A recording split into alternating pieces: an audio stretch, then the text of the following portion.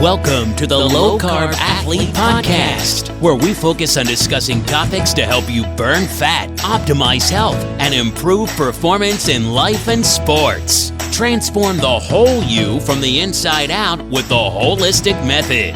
Let's dive in. Here's your host, Debbie Potts.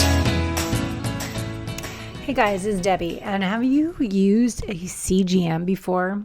CGM is continuous glucose monitor, and there's different options out there. Ideally, you can get it from your doctor, but they seem to just want to wait until you're type 2 diabetic and not be preventative. I would like us to take ownership of our health and make choices now to prevent having high, low glucose readings and optimize your health from the inside out by testing and not guessing. And that includes a CGM that goes on for 14 days, and you can order one via NutriSense. And a CGM is giving you glucose updates with a small device in the back of your arm 24/7. Totally easy. I actually did a video on my YouTube channel, Low Carb Athlete, how to apply this CGM. First time, you're kind of scared, but it doesn't hurt. But it gives you real-time glucose readings. Glucose response to meals. You'll learn about what foods are reactive to you, and that could be a healthy food that you think is great, but it could raise your glucose. Simple things as stevia, for me, raise my glucose.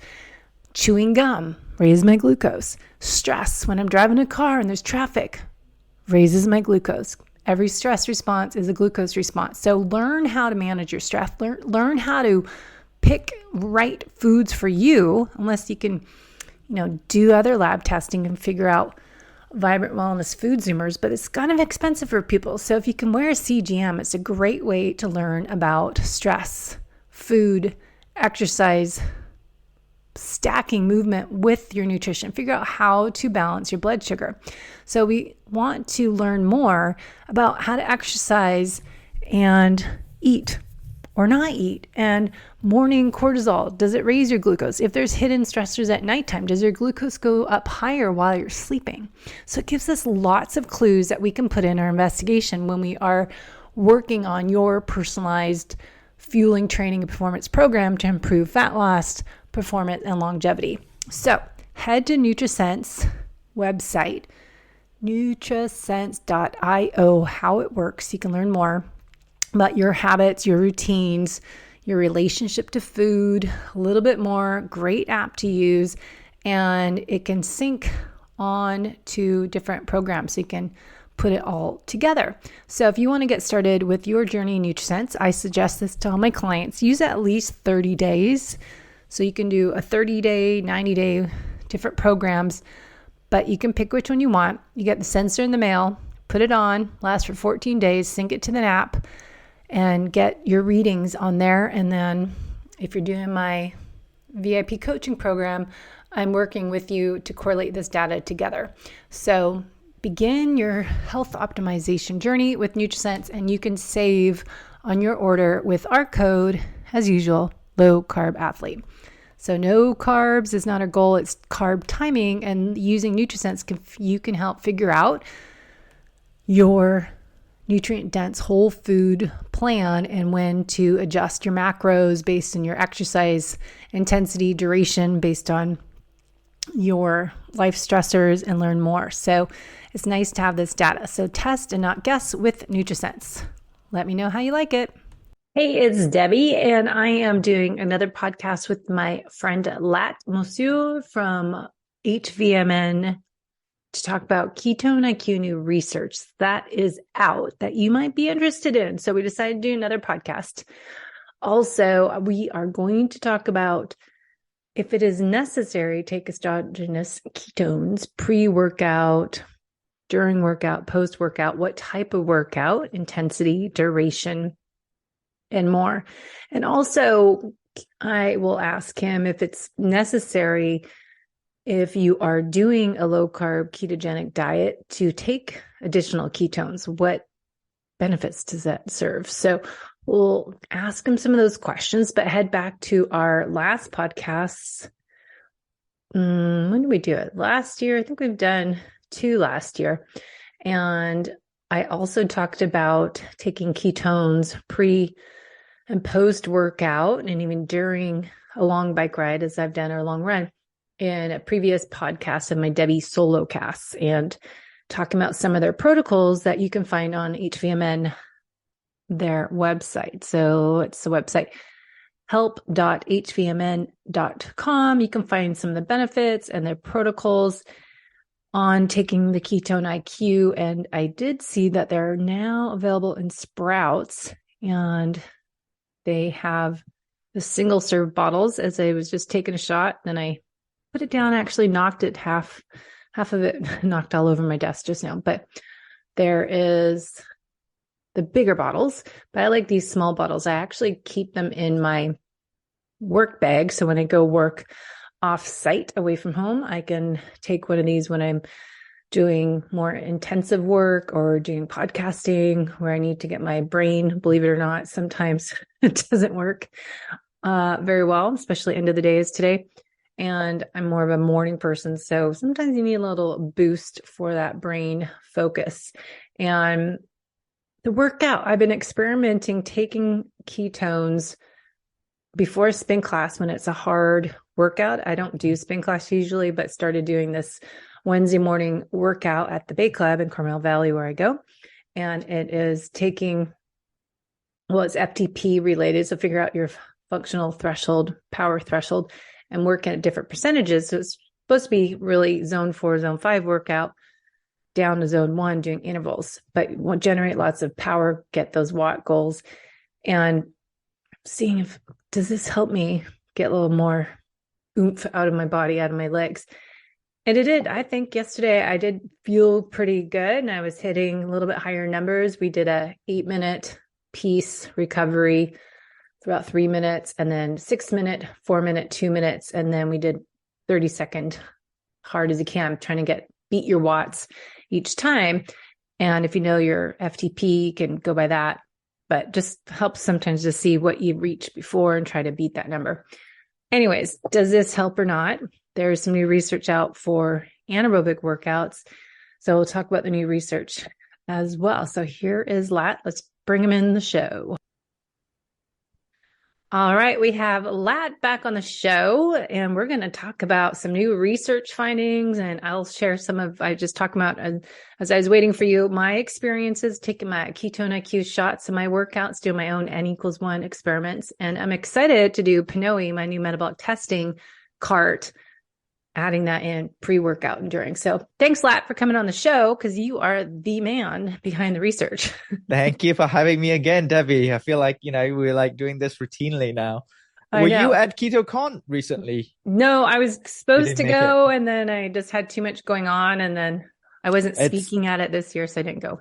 Yeah, it's the same situation with me, as I decided to go in the beginning, and then everything just came up, and I just recorded, and I told you I just recorded the podcast with Ben Greenfield. It's coming out on 18th on both Ben Greenfield's platform as well as HVMN podcast. So remember to check it out. Yeah, you guys are huge, because Huberman Lab is now sponsoring Ketone IQ. And I think, Ben is amazing. I know Ben, but both being on those shows, and Huberman has 3 million followers now. That's huge to say that you don't need any research studies. If he's behind it, it's good. Yeah, it took a while because, we had to send him the research and make sure that he tries it, he feels the difference.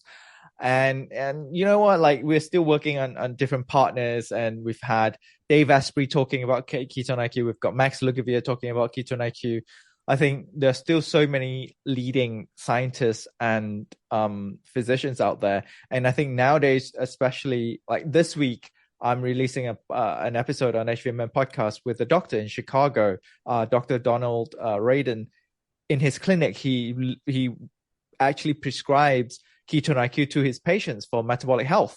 And we started to have a lot of doctors referring their patients to us. So now I had started this project that we are outreaching to these doctors. It's like, hey, since you guys are already referring your patients to us and we don't know about you, let's talk and let's be partners, and let's make sure that you get the best price and your patients get the best price, so that it can be accessible for everyone. Yeah. Well, that's the thing is accessibility. You know, not everyone has the money to buy these things, these shots, but when is it necessary to invest in your health and, Yeah. you know, spend money on something like this when you know you try it and you feel a difference? I'm all about spending all my money on things that are going to improve my health and wellness and longevity. And As well I'm as, also sponsoring Ketone IQ for researchers as well who are doing research in exogenous ketones, either in performance or therapeutic areas. Like, contact me, Latt at HVMN.com. Happy to talk about it on case-per-case basis. And we just want to get this out as much as possible so that we get as much data as possible so that we can learn what does Ketone IQ do.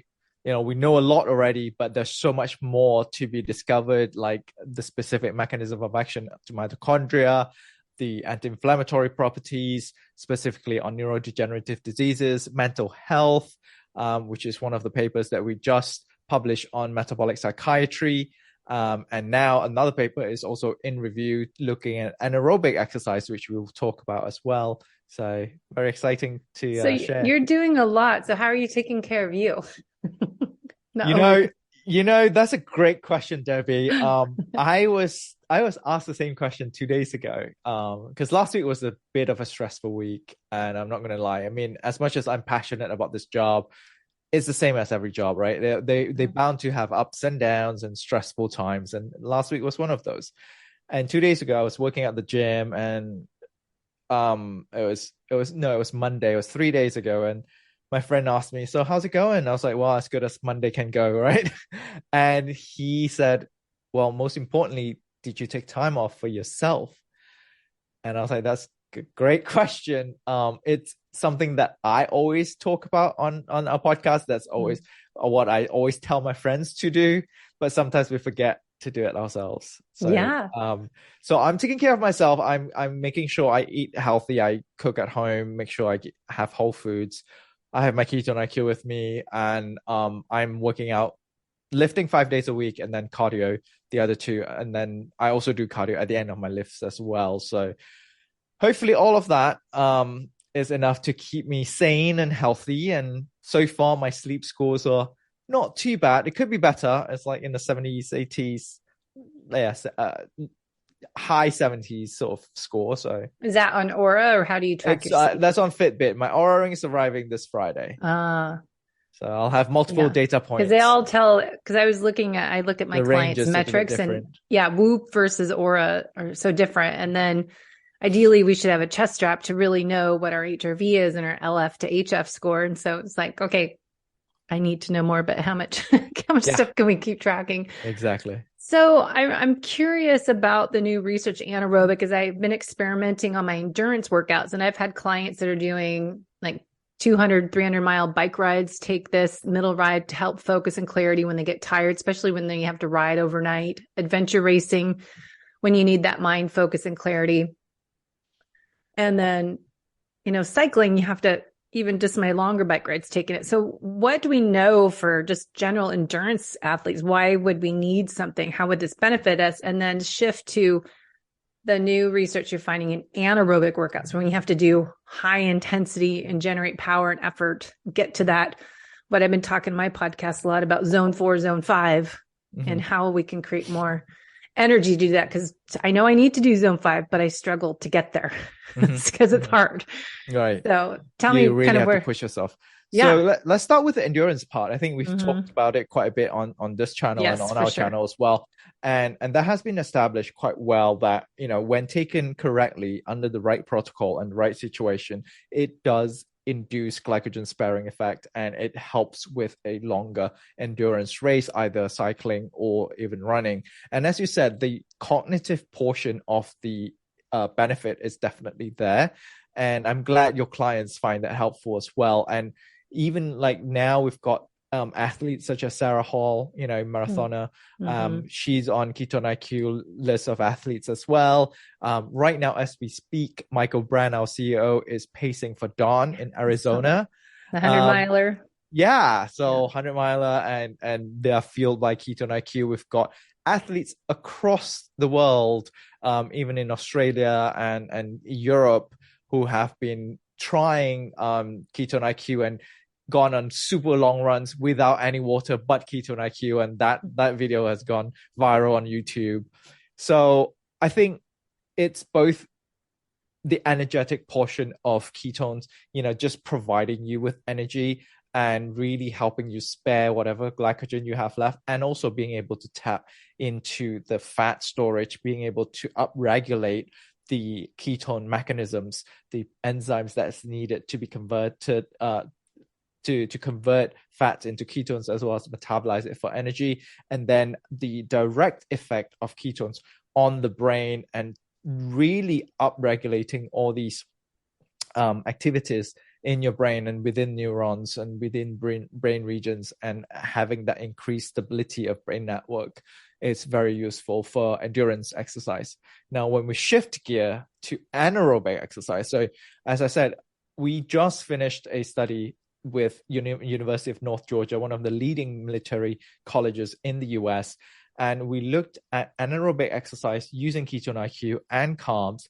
And this has never been looked into before, because all this while we know that ketones come from fats. When we produce our own ketones, endogenous ketones, we are turning our fats into ketones within our liver.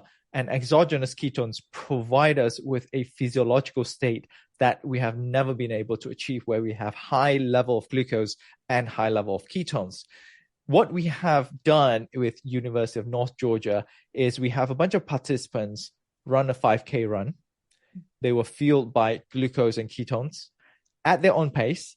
We didn't see any difference there, which is what we would expect. It's a short run, everyone, some of them anecdotally, they felt clearer in terms of the subjective feedback. There have been improvements significantly. But right after the 5K run, they have to hop onto a stationary bike and do a Wingate Anaerobic Test. Mm-hmm. And for those of you who do not know what that is, it's 5 rounds of 10-second sprints, as hard as you could push at 7.5% of your body weight as resistance. And we measured their respiratory exchange ratio, so to make sure that, to identify whether they're burning more fat or sugar. We measure their heart rate, we measure their ketone levels, and we measure their fatigue levels as well as their power output. And to our surprise, because we know that anaerobic exercise relies heavily on glucose, because glycolysis is going to be upregulated because it's oxygen independent ATP generation, right? Mm-hmm. So it doesn't need oxygen. So whenever you go for a hard hitting anaerobic intensive exercise, you usually turn up glycolysis, because that's a fast way of getting energy without having to rely on oxygen, because we can't get oxygen fast enough into our bodies. And that's what anaerobic means, right? Anaerobic without oxygen. What we have seen with this study is that across the board, we saw an average power increase, peak power increase, velocity increase, and decrease in fatigue in the Ketone IQ and carbs group versus just carb alone. How are you measuring fatigue? So they are measuring fatigue and the fatigue index. I think it's it's a function of a drop of power over the 5 bouts of exercises. The paper is currently still being reviewed, so hopefully we'll be able to publish it within the next few weeks, and then you'll be able to find out the exact protocol that UNG runs. So the great thing about this is that while we did sponsor the study, I have no hand whatsoever in the conduct of the study itself. It's fully unbiased and neutral, done by the university itself. I gave some feedback on the protocol and whatnot from what I know from a scientific point of view, and then I let them run with it. Because, and of course, like, these are also academia who want to really uphold the scientific integrity, and it was done really, really nicely. So hold on though. Question, as yes. I'm going to start doing my metabolic testing cart myself and doing my own studies, are they doing Like, how long were they eating beforehand? Were they doing low carb? Was that all going to be included in the study? Like, how they Yes, prepare for the test? they will be prepared. There will be everything will be included in the study. We did a 7-day adaptation with Ketone IQ. We asked them to take it before bed. One of the reason was also we were hoping to measure what the effect of Ketone IQ has in terms of bed and HRV. We didn't see any significant effect, improvement nor detriment, unfortunately. So maybe there are other ways of measuring that in terms of sleep. That's still something that I'm very interested in. So 7 days of adaptation. On the 8th day, it's test day. None of these people were on low carb diet. They were on standard diet. They were given the standard breakfast before they did the exercise. I believe 2 hours before. I have to double check. I don't remember on top of my head. And then half an hour before, they were given 0.5 grams per kilogram of Ketone IQ. So we body matched it so that it makes it more normalized in a study. And then that's before the 5K. And then after the 5K, we top up Ketone IQ before the Wingate.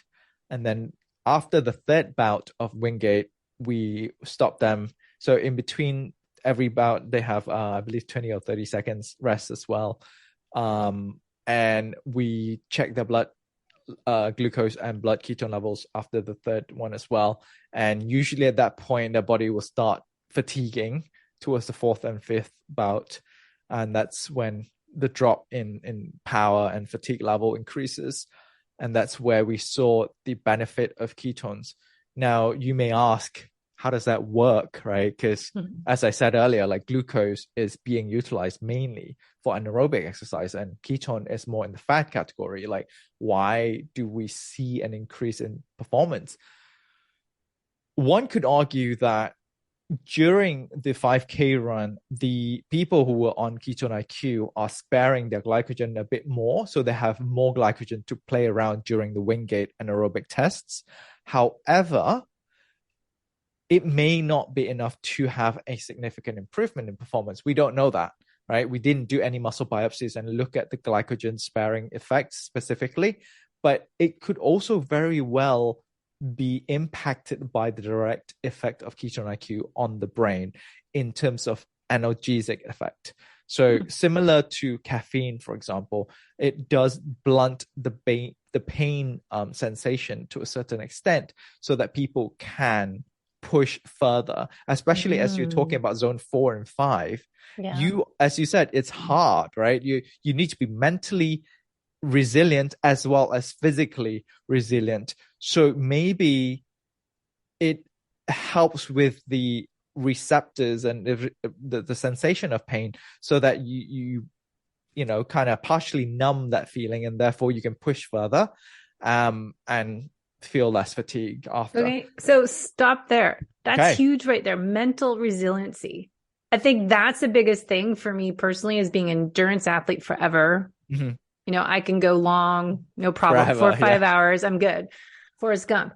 But give me short intensity, all out, bust my butt, doing 30-second sprints, trying to get, 300 plus watts on a bike is hard. And I'm learning, doing this metabolic testing certification that to get to, test what your zone 4 or 5 is, zone 5. And Dr. Stacy Sims is all about women need to do 20, 30-second sprints. But you have to be able to go deep in that pain cave to push yourself to even get that high up there. So I would think right there, that's a motivator to me to like try a shot before, as I've been doing before my power spin class that we do Wednesday mornings and see if that helps. Cause it did feel better yesterday, but it's hard to tell. Like, am I just thinking that psychological? But it makes sense to me that resiliency mentally, if you're an endurance athlete and you need to do more zone 5, because we go over this on my show. I just did a podcast on this. So zone 2 is beneficial, but you need zone 2 and zone 5 for the mitochondrial benefits. So you need both, but most people can't get there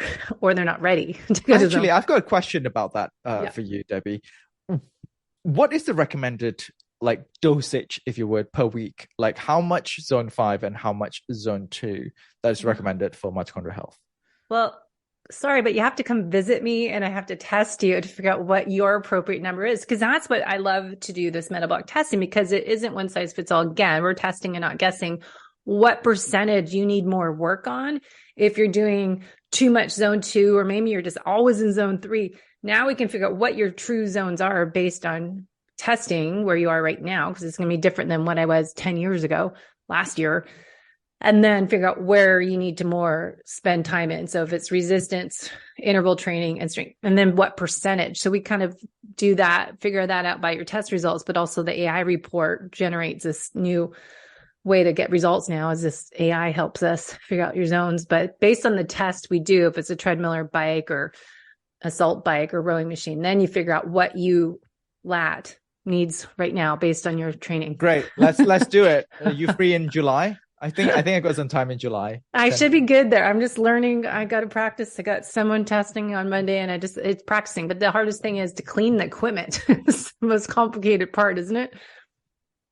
But yeah, I think it's an important part. And I was just working on that zone. And that's why I think, what can we do if we are an aging athlete, and especially the female athlete, to be able to do zone 5 if you're fit and have that foundation, and you need more of that all out, because that's my area of opportunity. And then we've identified limiters. When you do the metabolic test, we figure out what your areas you need more work on are your limiters. Right. And I always tell people as well, when I use it pre-workout for weightlifting, it gets me in the zone. I mean, that's the best. It's a very a vague way of describing it. But now that I'm looking at the data of the anaerobic exercise, it might be exactly that. When you're mentally in the zone, you're literally focused, and then the perception of time and pain is very different from when you're distracted. Yeah. So, I mean, I'm sure some neurologist gonna either correct Ask me Huberman. or tell me. Yeah, exactly. It'll be amazing if we can chat about this with Huberman, for example. And hear his thoughts, because I'm not a neurologist, right? So I as much as I know about TBI and whatnot around ketone metabolism, there's so much more about the brain that we don't know. And I think it was somebody who told me that their neurologist lecturer told them that humans, we know the brain as we know less about the brain than we know about the sea, and we know how much we know about the sea. So oh, that's good. That's interesting. Yeah, it's always a lot to learn. That I think that's why I love this testing, these research studies. Now, the main question, going back to your study you guys just did, was it men and women? It was men and women. I don't know what the breakdown is though, but it is men and women. That's what we always look at too. We did. Yeah, that's exactly what I tell people on the podcast. Is whenever you look at a research study, before you even go straight to the conclusion, if you want to know whether or not the study is relevant to you and applicable to you, look at the protocol, look at the demographics that they're testing. If they're testing a demographic that is pertaining you, if they're testing high performing athletes, 18-year-olds on keto diet, you know exactly where you stand compared to that, right? If you can superimpose that demographic onto your demographic, then the conclusion may very well be applicable to you. Otherwise, you need to really take it with a grain of salt as to why this study may not be fully applicable to you. Or if you do this protocol and then you're not seeing the same results, then you should know why. Yeah, good point. I know I say that all the time. Okay, another question on the testing. Now, fasted, how, because this is what I'm finding and what I want to do now that I be able to do it myself. People, when they do these tests, are they, eating anything beforehand, 3-hour fast? Because a lot of the protocols I've been reading about, they'll say, don't eat for 5 hours before the test. But what if people do eat? And so I've been trying to, really dive into research and talking to clients, fed versus fasted workout. If they're testing this, if I ate or did I not have anything on me when I worked out? So 2 points here. The first point is I always think it's better fed than fasted in this kind of studies, because it reflects more on a ecological, a natural state. Because most people, when they exercise, when they go for a race, most of the time, most often than not, they will be fed. So that we want that applicability into the athlete groups or whatever population that we're aiming. That's first point. Second point, I think most people, they will ask these participants to fast overnight. Yep. However, they will then give them the same breakfast the next day. The whole point of this is to deplete all their glycogen overnight so that they are all going in with the same amount of glycogen. That way, they are fed, quote unquote, but at the same time, they're not fed in, there's not too much variation in the glycogen stores between participants, which may affect the results. Because then you can argue, okay, he has, big bowl of carbs the day before and wasn't fasted, and then get fed more food, and then he could go further. Is it the ketone IQ or is it the food? Right? So I think most of the time they ask you to be fasted and then fed the same breakfast. It's because they want these people to have the same starting point. Because the whole point of studies, of clinical studies, of scientific studies, is to regulate in a controlled manner, have a controlled environment where most of the variables are constant, and you introduce a variable where you want to investigate, and in this case will be ketones versus ketones and carbs versus carbs alone. So when they did the test, they did a 5K run. Was that anaerobic? You said that was that was kind of not aerobic. Yeah, that was just a 5K run. This is a normal aerobic 5K run at their own pace to finish it, as fast as they could. And then they jump on the bike. Is that to get them more glycogen depleted by then? So it's a very similar protocol. Recently, I think there's a protocol using ketone salt, which did not see an improvement in performance. So sort of like replicating what's already in the literature, just to show that we are extending the understanding next level to the next level in the literature. Because before that protocol came out, it was a lot of 3-hour pre-fatiguing. So they go on a bike for 3 hours and then fully depleted glycogen, and then get fed with glucose and ketones, and then do a 15-minute time trial. So that was all the way back in 2019, 2018 sort of paper. And then the more recent one is like, hey, look, we don't need to fatigue them that long, and we can still see some form of benefit. So this is what we're seeing right now. So based on your study to increase, performance and the power, the fatigue, is that kind of take that and then extrapolate to what type of workouts would you want to say, hey, this might be good to test out on your blah, blah, blah workout based on these results? I think one really relevant sport, and this was tested by a lot of friends who does this sport as well, CrossFit. So CrossFit, they have to do those time challenges. They have to finish their workout within X amount of time, and then they've got the ranking. And most of these tests are very, very anaerobic. It's a combination of weightlifting and cardio and body weight and whatnot. And it's a series of circuit training that requires fast pace and anaerobic sort of push. And they have seen people who have used it, kind of anecdotally told me that they have seen their results gone up in the ranking when they tested it and against their peers. So that's definitely one form of it. Another form is like powerlifting.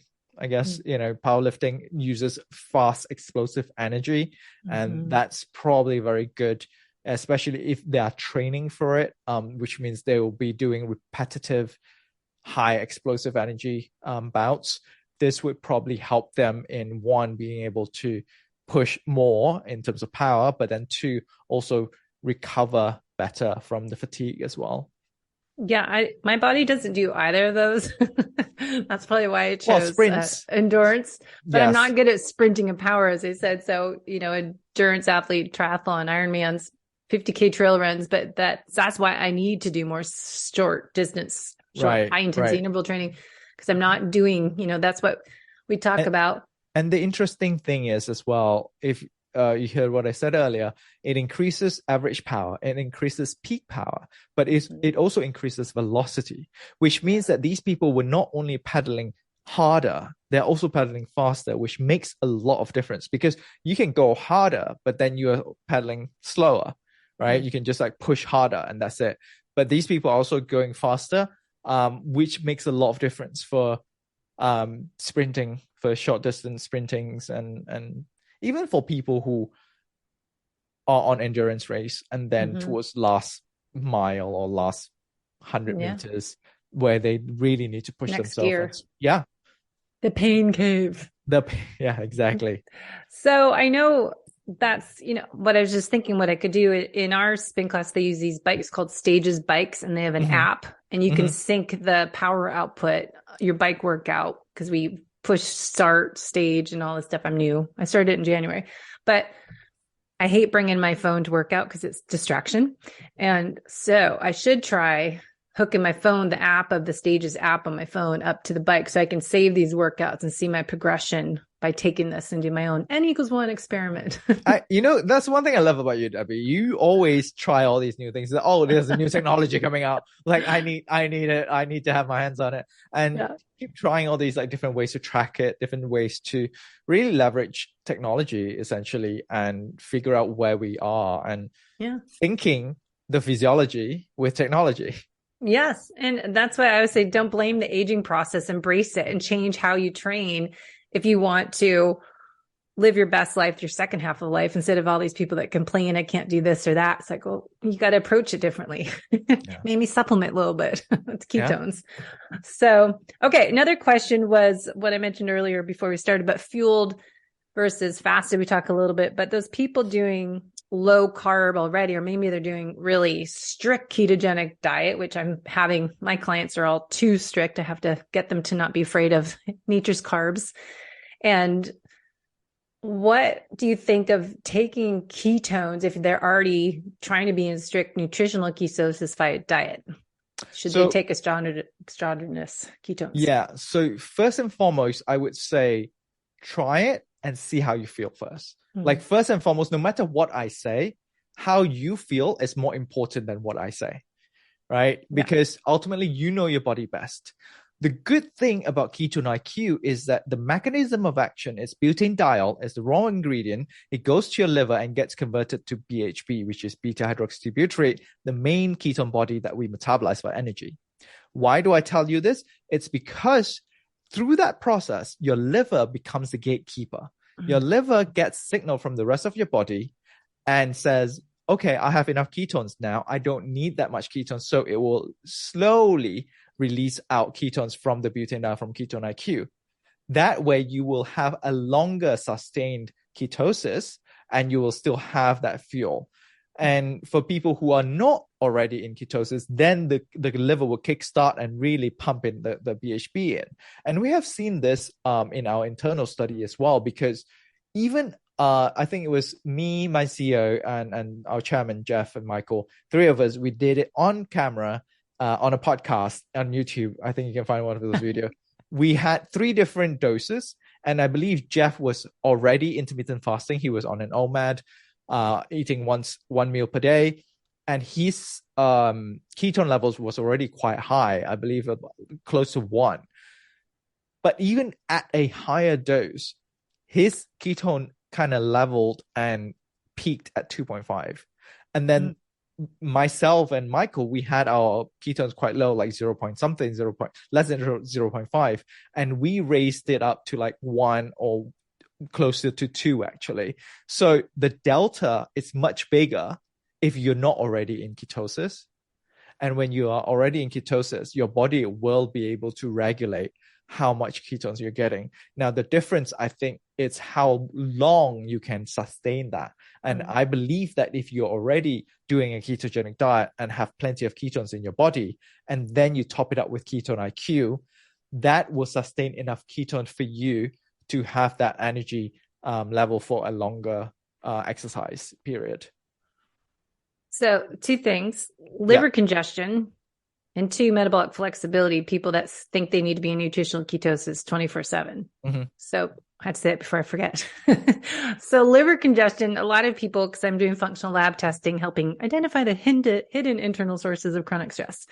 So when you're hearing these stories, do you find people that are trying to do all this ketosis stuff and they still struggle trying to get results? Because maybe they're taking this stuff and maybe they test and they're trying to get higher ketones. And, it seems like so many people I get have signs and symptoms of liver detox phase 1 and 2 congestion. So I wonder if that impacts their ability to make more ketones or monitor ketones. When you say liver congestion, what is it congested with? Liver that you're not able to detoxify. So your liver has, say 500 different jobs people say to do. Right. And so we're giving it one more job to metabolize fats and to break down fatty acids and get those ketones from that, make that beta hydroxybutyrate, why we call it BHB. Yeah. It's easier to spit out. So if they struggle, those people that can't make their own ketones, because even if they're doing lower carb diet, right. I just you might not have any clue what I'm talking about, but I just thinking of, I was thinking the liver. How's the liver playing this? Well, if you think about the liver, so there are two different functions of the liver here, and they're quite separate. So when you're on a ketogenic diet, your liver converts the fatty acid into BHB. Yeah.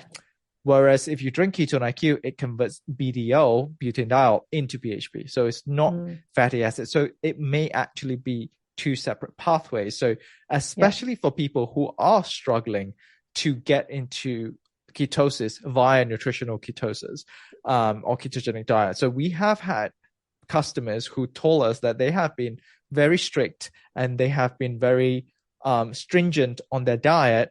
And for some reason, either their liver is not converting the fats enough into ketones, or they are on some form of medication which increases blood sugar, which in turn increases insulin that inhibits ketogenesis. So they drink Ketone IQ, and that managed to raise their blood ketone levels above 1, which they are aiming to do.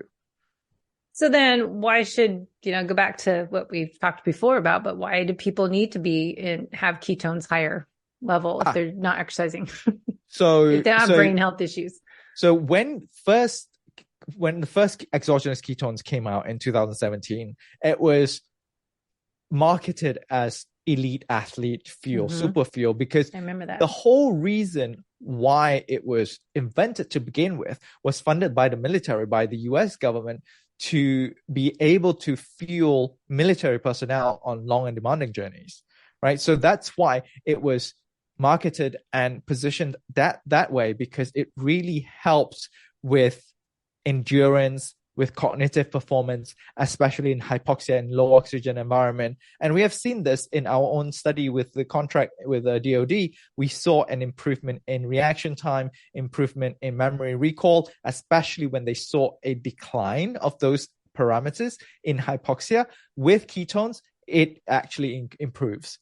So over time, because of the use of ketogenic diet in therapeutic areas such as epilepsy that has been going on for more than a century now, we are also seeing the benefits of ketones in general, the presence of ketones in our bodies, in metabolic health, in metabolic flexibility, in brain health, in failing heart. Actually, failing heart upregulates ketones naturally, ketone metabolism, because it's way more efficient as a fuel. That's the theory around it, the hypothesis, but it's yet to be tested specifically for that mechanism of action.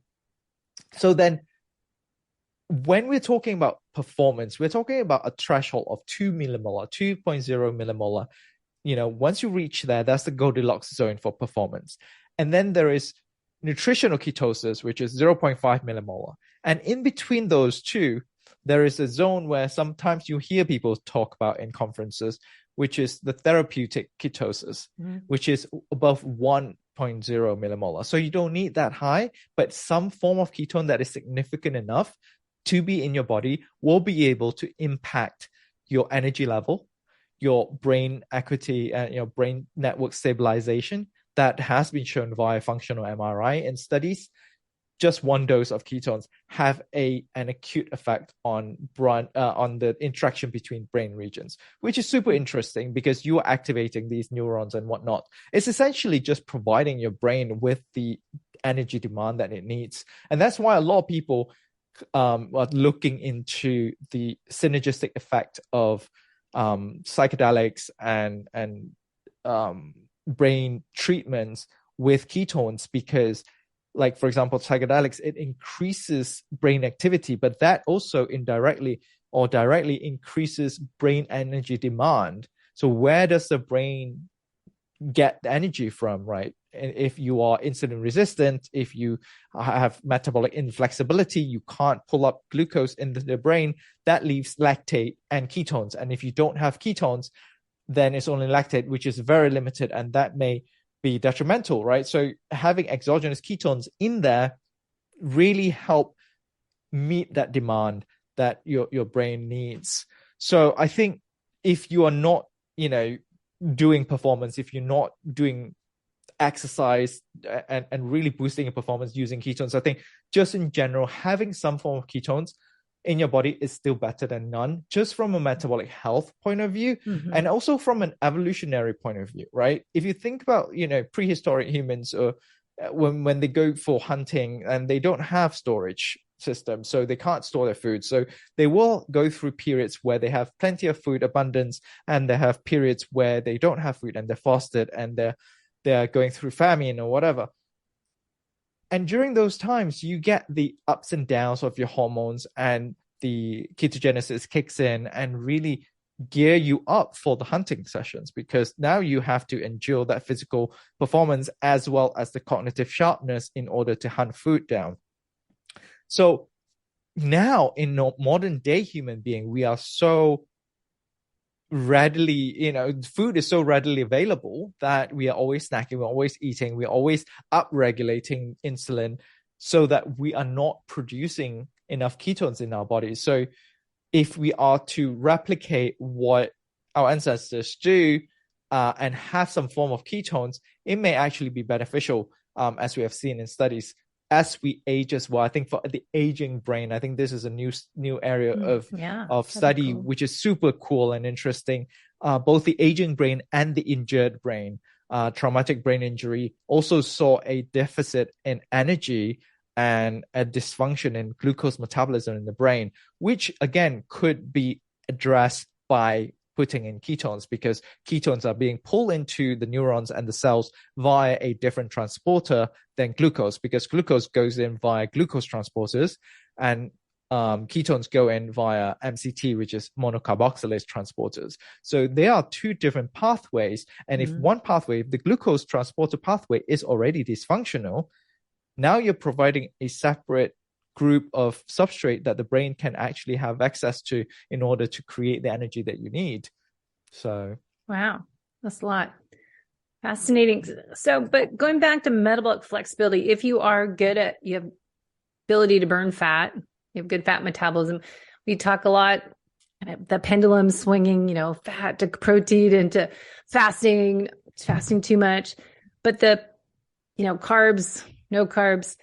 What we're hearing more about is you still need to be able to metabolize carbohydrates. And so not being just strict nutritional ketosis 24/7, you should do a 5-1 day, for example, that people are talking about the 5 days intermittent fasting, do nutritional ketosis. One day you're not in ketosis, and then one day you're doing fasting. And then there's other theories, save your carbs for nighttime. And then there's other late luteal phase women need to be not nutritional ketosis. So are you finding there's ideal times and times not to take exogenous ketones or be in nutritional ketosis? I think exogenous ketones can be taken at any time, to be honest, because it's such a small dose. It's 70 calories. You can literally walk it off, right? But the benefit to your brain is so pronounced and long lasting. It lasts for hours that it's just a no-brainer, right? So it's okay to take every day. Yeah, it's okay to take every day. We recommend not taking more than 3 doses a day. But if you're exercising, you're burning them really quickly. A lot of our athletes takes way more than 3 doses a day. But when it comes to nutritional ketosis, now you're talking about a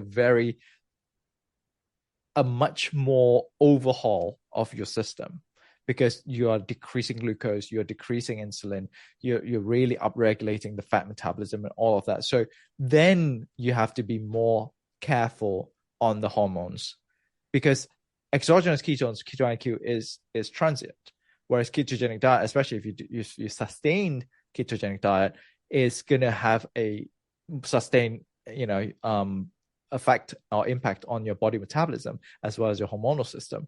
And as we know, a lot of our hormones are also made out of fats. So the upregulation and downregulation of fat metabolism also directly affect the hormone system. Mm-hmm. So I think, in terms of, I was going to say, lost my train of thought here. I threw a lot at you because if I don't say it, I forget it. That's why I need more ketones to get brain health. Right. I just said, wondering if there's anything, everyone's saying don't be in ketosis. If people that are doing strict nutritional ketosis, not be in ketosis, say Sundays or days 25 to 28 of your menstrual cycle. Exactly. So I got my thought back. Thank you. So I think it really boils down to the person. It's like how you answer me when I ask you how much zone 2 I need and how much zone 5 I need. Yeah, it's exactly that. It depends. It really depends on the person, on how keto adapted they are, on how susceptible they are. With glucose, how much glucose. Some people may be more sensitive to glucose, or some people might be more prone to developing insulin resistance if they have a bit too much glucose. And I'm not a fan of demonizing one particular substrate over the other, because I do believe that if our bodies are designed to be able to metabolize glucose, fats, and proteins and ketones, then we're meant to be able to take them all in. Do you know what I mean? Like, it's the problem is having too much of one thing and the body balances out and overcompensate, and then the dysfunction occurs. Yes. So that's the problem. That's here. with everything. Yeah, exactly. So it's always, you and I talk a lot about the Goldilocks zone. Everything needs to be in the optimal range, rather than cutting everything out or putting like shit ton of something in. We need to stay in that optimal zone. Yeah. And that's dependent on the person. Exactly. And yes, processed sugar is bad. Yes, seed oil is bad. And yes, to all of that, if in combination especially, drives up inflammation, increases risk of insulin resistance, increases risk of developing chronic disease and heart disease. However, we do need to acknowledge that our body fundamentally needs glucose, right? The brain uses glucose, the heart uses, muscles uses glucose a lot. And even if you're in ketogenic diet, even if you're fasting, you're not taking in any glucose, measure your blood glucose. You will have a baseline. Why? Because our body creates our own blood glucose, right? Our body creates our own glucose from other storage, from glycogen, from fats, from glutamate, from amino acids via gluconeogenesis. That itself is enough to tell us that even when we're not eating glucose, our bodies need glucose. So it's not about demonizing. It's not saying that all sugar is bad, but I'm saying excessive calories, whether it's sugar or fat, especially if taken together, it's bad. And taking processed food is bad. Yeah. Well, that's what I don't answers. Yeah. Yeah. No, that's what I say all the time on the show. It's not, keto, carnivore, paleo, primal. It's just eat real food that balances your blood sugar. Take out the white flour, refined sugars, vegetable oils, packaged foods, the garbage. And you just eat from, like Paul Chek said, I think I learned that when I did his program forever ago, is, eat from the ground, what you can fish, what you can grab. I mean, it's just natural, real food. If you have it in the right balance. But then also what I've been really focused on is prioritizing protein, getting that first. Like, that's how your meal should figure out your meals, so you hit your protein goals. If you listen to the research on protein and muscle organ longevity and Gabrielle Lyon's research, I'm more about like, let's focus on the protein and then adjust your fat and then adjust your carbs and time your carbs to your workout intensity, duration, time of day. That's going to be probably more impact on you than just, okay, I'm going to do keto and eat all fat and forget. And that's also another great point, because if you think about your body, if you fast, right, it will burn off the glucose first. And then it'll burn off the fats, right? It'll produce ketones. It will always leave your protein last. Yes. And that tells you that your body will always prioritize protein and how valuable proteins are. It's not when we think about protein, we often think about muscles and bodybuilding and weightlifting. Mm-hmm. It's not just that. All your hormones, enzymes, and organelles within your cells are made out of proteins. So and also like receptors, glycoproteins, all of that, it needs all the building block of amino acid, essential amino acids, proteins, right? So that's why your body will always break down fats and glucose, which are, yes, they are being used to build, parts of your metabolism and your physiology, but mainly they are being metabolized for energy, for energy production. Mm-hmm. So that's why they will prioritize metabolizing those two first. And if you are at extreme starvation mode, then it will tap into your protein because there's nothing else, because survivability comes first and then protein comes second, right? So because protein is needed for your body to properly function. So listening to your body, or just taking information on how our physiology works, on how metabolism works, it is able to tell you what you should be prioritizing, what you should be looking into, that our body will prioritize, because our body will always be the true north. It will always prioritize yourself. You will always prioritize your own survivability over anything. And if you have the data that shows that, you should listen to it. And that's what I keep talking about on my little solo podcast I've been doing. Like, learn how to listen to those red flags, know how to eat when you're hungry. If your body's growling and you're hungry, it's not mindless eating. You're eating because your body's saying, I need some fuel. I'm running lower than I should. And just eat. I think we get so strict because everyone in my circle seems to be these high performers, ambitious, and we take all this information and do it to the extreme. And how to find, that Goldilocks effect again, that happy dose to make it a positive response rather than causing more stress by not eating enough and having that low energy availability and fasting too long, and they're exercising hard and they're just overdoing everything. And then we create this whole metabolic chaos. And it's like so hard to really pinpoint and measure what is overworking as well. Yeah. Right. Because to you do it every day. Like, it's what you're passionate about. So it's not hard for you. So you're not necessarily feeling like you're overworking it, but your body is overworking it. So that's also another thing. And that's what, we should be thankful for in terms of technology, to be able to measure all of that metrics to let us know that our body sometimes may not align with how we feel. Especially if the system is disconnected. Most of the time it does tell us, if we're hungry, we should eat. If we're tired, we should rest, or whatever. But it's disconnected for most people. Yeah. And I myself struggle with it, right? Like, I tend to work a lot and tend to really push myself, especially in this area, like really hosting like HVMN podcasts and really pushing the quality of content going out, and my social media, and really help with correcting misinformation out there around science and metabolism. And most of the things we say is not rocket science. It's not Nobel Prize level novelty. It's a lot to do with logic, but it is not as loud as somebody who's out there spreading misinformation because they're controversial. So it's hard. So in order to make that information more, you have to be creative, you have to be more captivating and all of that.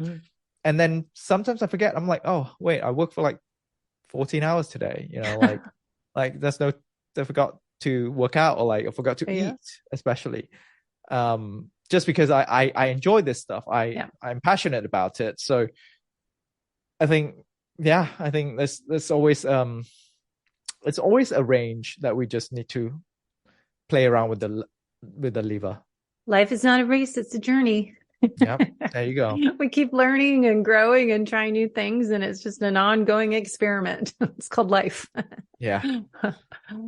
So where can we look up the articles? Will come out? Will they be sent via your messaging system, the HVMN email blog? Yes. So I think the metabolic psychiatry email will be out this week, I believe tomorrow. Okay. I'm actually writing the synopsis for that. And the other one should also be out in an email when it's out. Usually we do feature them in our email. So go to hvmn.com and subscribe to our email list. We also send out updates on our weekly podcast that I host, HVMN podcast, and you can learn about who the guests are, what are the topics as well, or you can just go straight and subscribe to HVMN podcast on all major podcast platforms as well as YouTube, and then you can find me at Latt Mansor on all social media. Great. Well, thank you so much, and we'll figure out how to meet in July down here in San Diego and do some experimenting. Yeah, I would love to. Okay, well, let's keep in touch. Thanks so much. Great information. Thank you. Thanks for listening to the Low Carb Athlete Podcast. If you have any questions, feedback, or topic suggestions, let us know on Facebook or at debbiepotts.net. You can help us to continue to grow by leaving a review on iTunes. Thanks again, and we'll see you next time.